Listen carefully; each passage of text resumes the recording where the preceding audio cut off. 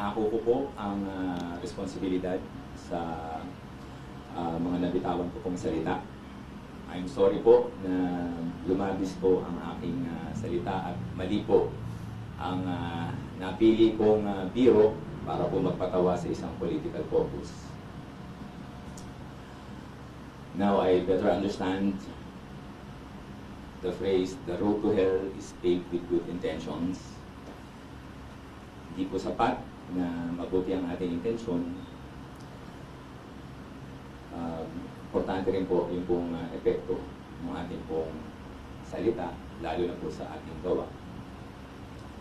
Sa mga nasaktan ng mga solo parent, lalo na, ang aking pong paghingi ng patawad at paumanhin.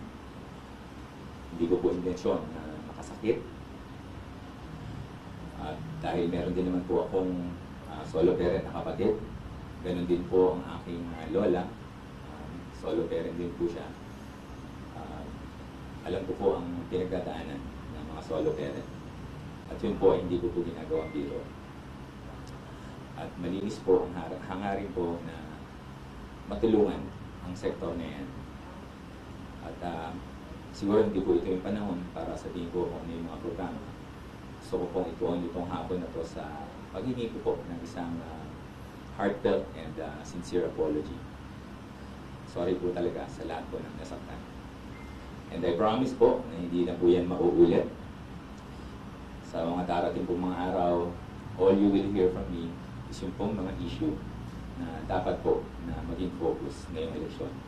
And I'm sorry po na umagaw po ng atensyon ang aking naging biro.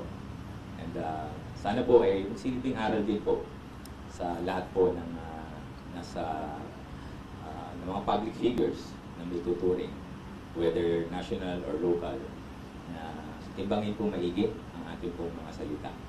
And I hope na yung pong mga kritiko ko, I hope you find it in your hearts po na mapatawad po isang taong nagkamali.